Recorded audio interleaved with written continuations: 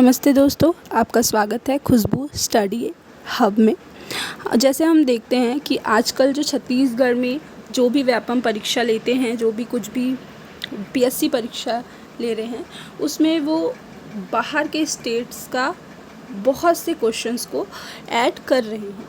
तो उसी के हिसाब से हमें दूसरे स्टेट के भी क्वेश्चंस को प्रिपेयर करना चाहिए। इसीलिए मैंने दिल्ली पटवारी के कुछ क्वेश्चंस उठाए हैं। ये क्वेश्चन ज़रूर ही आगे चल के जो हॉस्टल वार्डन हैं या श्रम अधिकारी हैं या व्यापम की किसी भी परीक्षाओं में ज़रूर आपको देखने को मिलेंगे। तो शुरू करते हैं।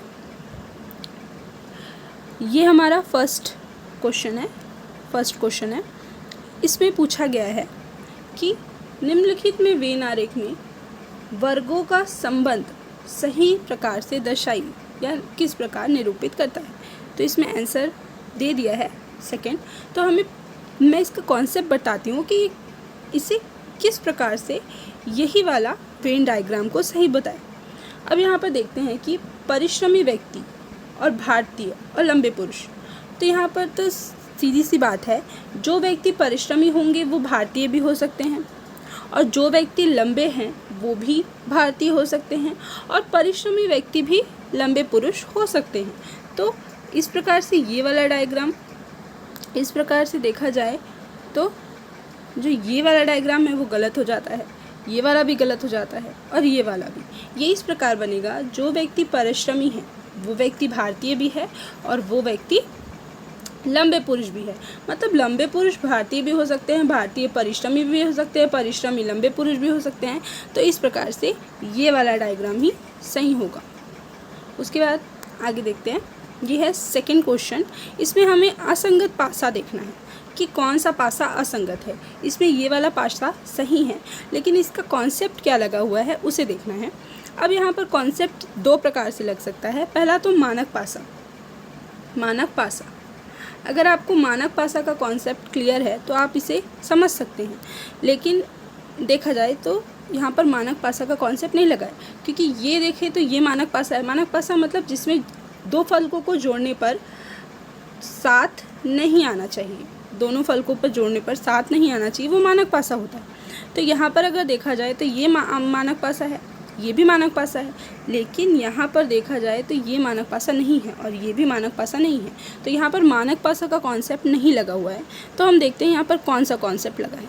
तो यहाँ पर अगर हम फलकों की जो संख्याएँ हैं उसको अगर हम जोड़ते हैं, जैसे 5 + 4 + 2, तो यहाँ पर आता है 11। अब अगर हम नीचे वाली फलक की संख्या को जोड़ते हैं तो 5 + 4 + 1, तो यहाँ पर आता है 10। तीसरे नंबर के फलकों की संख्याओं को जोड़े तो 3 + 5 + 1, तो यहाँ पर आता है 9। और अगर आखिरी के जोड़े तो 2 + 3 + 5, तो यहाँ भी आ रहा है 10। तो इस प्रकार अगर देखा जाए तो ये 10, ये 9 और ये 10, ये तीनों ही भाज्य संख्याएं हैं। जो 9 है, जो 9, 10, 10 ये भाज्य संख्या है। ये तीनों ही के फलकों की संख्याओं को जोड़ें तो भाज्य संख्या प्राप्त होती है, परंतु ये है वो 11 है और 11 एक अभाज्य संख्या है। इस प्रकार ये इन तीनों से अलग है। ठीक है, अब आगे चलते हैं। ये क्वेश्चन है। इस क्वेश्चन में बोल रहा है कि आगे की श्रृंखला क्या होगी। तो यहाँ पर 3, 7, 16, 35 और क्वेश्चन मार्क है। अब यहाँ पर हमें 3 से 7 कैसे आया, इस पर ज़्यादा ध्यान देना चाहिए कि 3 से 7 कैसे लाया गया। यहाँ पर देखने से समझ आ जा रहा है कि 3 का अगर हम 2 से गुणा करें तो 6 आता है, उसमें अगर 1 जोड़ें तो 7 आता है। अब देखते हैं यही कॉन्सेप्ट दूसरे पर लगा है कि नहीं। तो देखते हैं। 7 से 16 लाते, 7 को अगर हम 2 से इंटू करें तो वो आता है 14। अब यहाँ पर 2 जोड़ने पर 16 आ रहा है। ऊपर वाले में क्या किए थे, 3 को 2 से इंटू करके हम 6 में 1 जोड़े थे, तब आया था 7। और यहाँ पर हम 7 में 2 का गुणा कर रहे हैं तब 14 आ रहा है, उसमें 2 जोड़ रहे हैं तब आ रहा है 16। अब अगर हम नीचे वाला देखें कि 16 में अगर हम 2 का गुणा करते हैं तो 32 आता है और यहाँ पर हम 3 जोड़ रहे हैं तब जाके आएगा 35। तो इस प्रकार हमारा जो कॉन्सेप्ट लगेगा वो ये होगा कि 35 में हम 2 का गुणा करेंगे तो 70 आएगा, और उसमें हम अब जैसे यहाँ 1 जोड़ा गया, यहाँ 2 जोड़ा गया, यहाँ 3 जोड़ा गया, तो अब हम 4 जोड़ेंगे तब यहाँ पर 74 आएगा। इस क्वेश्चन में देखते हैं तो ये वाला क्वेश्चन बहुत इजी है। इस क्वेश्चन में कुछ नहीं पूछा गया है। इस क्वेश्चन में बहुत सिंपल सा बात है कि निम्नलिखित संख्याओं में क्रम में कितनी बार सम संख्या एक सम संख्या के तुरंत बाद आई है किंतु उसके ठीक पहले सम संख्या नहीं है। इसमें साफ साफ यही कहा गया है कि सम संख्या के बाद सम संख्या आनी चाहिए और सम संख्या के पहले कोई सम संख्या नहीं आनी चाहिए। मतलब जहाँ भी सम संख्या है उनको ही गिनना है और बाद वाली सम संख्या को नहीं गिनना है। तो यहाँ पर देखते हैं तो 5 और 3 एक विषम संख्या, 8 और 4 हो गया, ये 1 हो गया।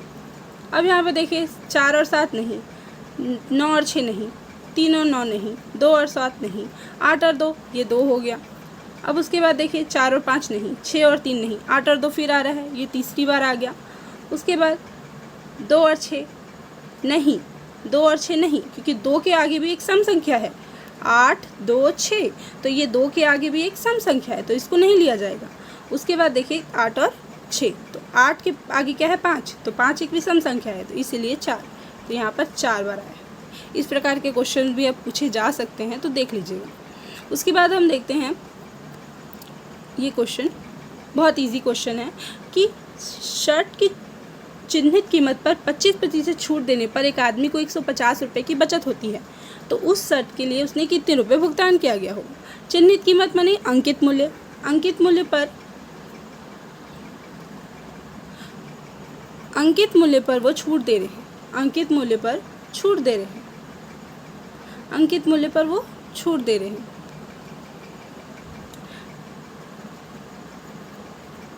जो अंकित मूल्य है उस पर छूट मिल रहा है।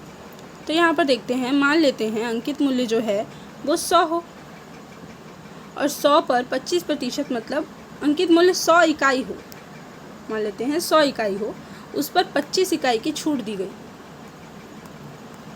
माने हमने जो बेचा है उसकी इकाई कितनी होगी 75 इकाई, मतलब यहाँ पर होगा 75 इकाई विक्रय होगा, 75 इकाई क्या होगा विक्रय होगा। और यहाँ पर साफ साफ बोल रहा है कि 150 रुपये की बचत होती है बेचने पर भी, वो 75 इकाई बेच भी दिया तो भी उसको 150 रुपये की बचत हुई। मतलब अगर वो उसके पास अगर 100 इकाई था उसमें उसने 75 इकाई बेच भी दिया तो उससे 150 रुपये की बचत हुई। मतलब ये दोनों के अंतर का राशि ही कितना है 150 रुपये है। फिर से देखिए, उसने माना कि उसने 100 इकाई, उसका अंकित इकाई 100 थी, उसमें से उसने 75 इकाई बेचने पर भी उसे कितनी की बचत हुई 150 रुपये की बचत हुई। मतलब 25 इकाई का मूल्य क्या है, 25 इकाई का मूल्य 150 रुपये है। मतलब एक इकाई का मूल्य देखा जाए तो 6 रुपये है और उसने आखिर में 75 इकाई बेची थी, उसने आखिर में 75 इकाई बेची थी, तो उसने आखिर में 75 इकाई बेची थी जिसमें से हर एक इकाई का 6 रुपये मूल्य है, तो उसने कितने रुपए प्राप्त हुए 450 रुपये प्राप्त हुए। ठीक है, ये एक रीजनिंग का क्वेश्चन है, इजी क्वेश्चन है। गुलदस्ता